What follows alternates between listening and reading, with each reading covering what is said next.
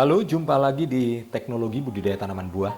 Kali ini kita akan membahas tentang bagaimana buah dibudidayakan di Indonesia dan bagaimana petani secara konvensional melakukan budidaya tanaman buah. Dan untuk memberikan pendekatan yang lebih nyata, maka saya akan membahasnya dari sisi kasus buah mangga. Kenapa mangga? Karena kita semua tahu tentang buah mangga. Dan mangga memang salah satu buah tertua yang dibudidayakan oleh manusia. Dia berasal dari Asia Tenggara, jadi berkembang mulai dari Burma terus sampai dengan Asia Tengah dan bahkan sampai dengan daerah subtropis saat ini di Amerika maupun di Australia. Buah ini sudah disebut sebagai raja buah tropis karena rasanya, warnanya, dan aromanya yang baik. India merupakan produsen utama mangga untuk dunia. Dia menguasai hampir 17% dari pangsa pasar dunia untuk produk komoditas mangga. Berbagai jenis mangga ditandai dengan bentuk daun, bentuk bunga, dan bentuk buah tentunya.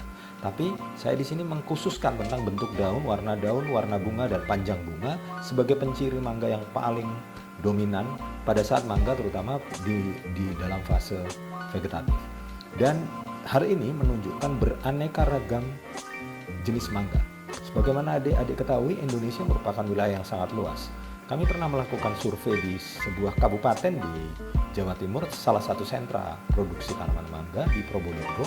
Kami memperoleh hasil ada hampir 100 varietas atau klon mangga yang ada dan dikenal oleh masyarakat di kabupaten tersebut. Hal ini menunjukkan luar biasanya potensi plasma nutfah mangga di Indonesia. Bayangkan hanya satu kabupaten aja kita bisa dapatkan hampir 100. Bisa bayangkan apa yang terjadi apabila kita mencoba mengkoleksi semua plasma nutfah Indonesia dari Sabang sampai Merauke. Saya kira akan menjadi suatu yang kaya. Dan uniknya, banyak dari varietas-varietas itu atau klon itu atau kultivar itu belum pernah diteliti potensi agribisnisnya. Dan itu merupakan tantangan buat kita semua. Mungkin ada salah satu atau dua atau beberapa mangga pasti memiliki potensi agribisnis yang baik di masa depan.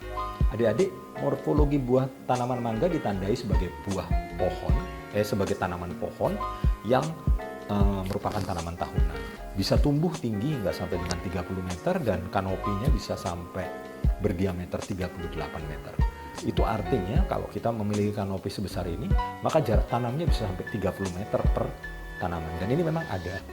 Kami pernah lihat di salah satu pusat penelitian tanaman mangga di Jawa Timur yang merupakan pusat penelitian mangga tertua di Indonesia, di Poh Jentret. Kulit batang mangga mengandung 78% resin yang biasa kita lihat atau kita kenal dengan getah mangga. Akar tanaman mangga pada umur 18 tahun dapat mencapai kedalaman 12 meter dan diameter 7,5 meter. Inilah cara mangga bertahan di daerah yang sangat kering. Kemampuan dia untuk masuk ke dalam tanah sampai dengan 12 meter memungkinkan dia menjangkau permukaan air. Dan ini menyebabkan dia dapat bertahan bahkan pada musim kering. Secara tumbuh tanaman mangga secara umum idealnya pada 0-500 meter di atas permukaan laut. Tetapi banyak mangga ternyata dapat tumbuh bahkan di atas 1000 atau 2000 meter di atas permukaan laut. Ambil contoh mangga perapat. Mangga perapat bisa tumbuh di atas 900 sampai 1000 meter di atas permukaan laut. Dan dia punya tipologi sendiri. Artinya memang beberapa jenis mangga telah beradaptasi dengan lingkungan yang lebih ekstrim, berbeda dengan lingkungan dasarnya. Dan ini menyebabkan variasi dari jenis tanaman mangga kita berkembang sangat besar. pH tanah yang cocok untuk tanaman mangga sama dengan banyak tanaman lain, 5,5 sampai 7,5. Dan mangga dinyatakan cocok untuk daerah yang memiliki 3 bulan musim kering. Tapi uniknya justru banyak mangga kita ditanam di daerah yang memiliki lebih dari 3 bulan musim kering. Contohnya di Probolinggo. Salah satu sentra produksi mangga di Jawa, selain Indramayu dan Cirebon. Adik-adik, kalau kita ngomong tentang bibit dan perbanyakan, maka tentu kalian sudah pernah mengalami di mata kuliah perbanyakan tanaman bahwa mangga bisa diperbanyak secara generatif maupun vegetatif. Mangga secara generatif menyebabkan dia tidak dapat mewakili atau mewarisi karakteristik induknya karena hasil perkawinan. Maka ada kemungkinan dia memperoleh kode genetik yang berbeda yang menyebabkan dia tidak bisa 100% mewarisi karakteristik induknya.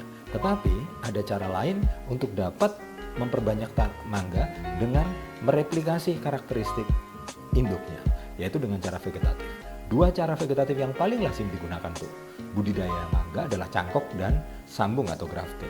Cangkok biasanya digunakan untuk mangga yang sifatnya misalnya mangga dalam pot atau untuk kebutuhan keluarga dan kebutuhan rumah tangga. Tetapi sistem grafting adalah sistem yang paling populer apabila kita membudidayakan mangga dalam skala besar atau dalam skala perkebunan. Ciri dari sistem grafting itu ditunjukkan oleh hasil dari tanaman grafting. Biasanya tanaman grafting itu memiliki ukuran diameter batang yang lebih besar di batang bawah dibandingkan dengan batang entresnya. Dan ini akan terus dibawa oleh tanaman ini sebagai penciri sampai dengan umurnya puluhan tahun kemudian. Jadi gampang sekali kita untuk membedakan apakah sebuah perkebunan itu berasal dari perbanyakan grafting atau perbanyakan non-grafting seperti dari biji.